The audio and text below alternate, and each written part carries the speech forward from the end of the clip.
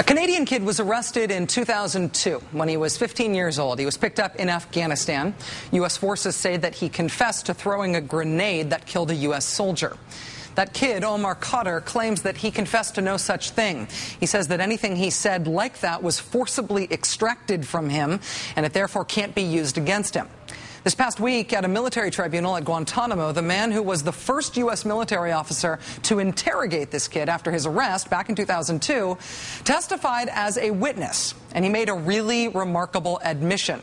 He said that early in his interrogation of this 15-year-old, he decided to use the fear-up approach, the made-up, crypto, pseudo, fake academic Bush-era interrogation technique invented by fantasists who watched too much film noir as teenagers.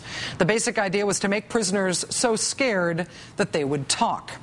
Actually experienced interrogators tell us that terrifying people can be a way to get them to talk. It just isn't a way to get them to tell the truth.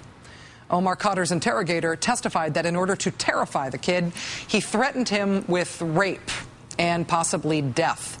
Spencer Ackerman at the Washington Independent has been doing great coverage of this case from Guantanamo this week. Let Spencer describe what the interrogator admitted on the stand. Quote, interrogator number one began using techniques that he said were designed to elicit fear from the young detainee. One of them involved telling a fictitious story to Omar Khadr, something interrogator number one said the interrogators at Bagram came up with after noticing Afghan detainees were terrified of getting raped and general homosexuality.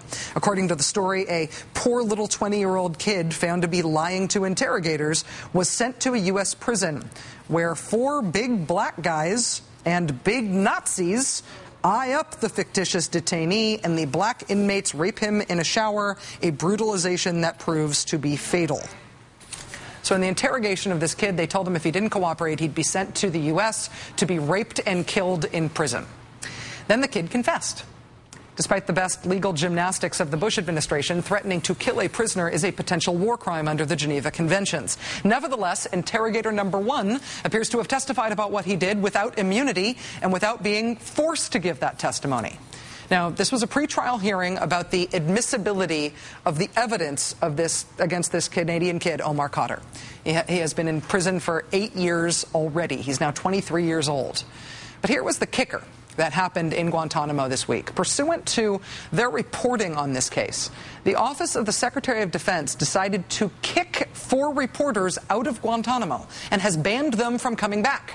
The Pentagon's complaint against these 4 reporters is that they published the name of interrogator number one, who testified as a witness. Now, that interrogator has done an interview under his real name with one of these reporters. His name has been published in publicly available documents by both the prosecution and the defense in this case. It has been printed in multiple publications other than those of the reporters who were just banned. But still, the Pentagon has kicked these reporters out and banned them from Guantanamo indefinitely. One of those reporters that was just banned is the single most experienced Guantanamo reporter in this country, Carol Rosenberg of the Miami Herald. One of these reporters who's been banned is the reporter who quite literally wrote the book on the Omar Khadr case. She is Michelle Shepard of the Toronto Star. The other 2 reporters who were banned were from CanWest and the Globe and Mail, also in Canada. They're described by Spencer Ackerman as, quote, invaluable resources about the Khadr case and Guantanamo to their journalistic colleagues. And now the Pentagon has banned them from covering Guantanamo for publishing information that has been publicly available for years and that other people have published too. If this administration is trying to make the case that the tribunals at Guantanamo aren't kangaroo fake courts that insult the whole idea of the rule of law, then this whole authoritarian, inexplicable banning the press thing is not helping.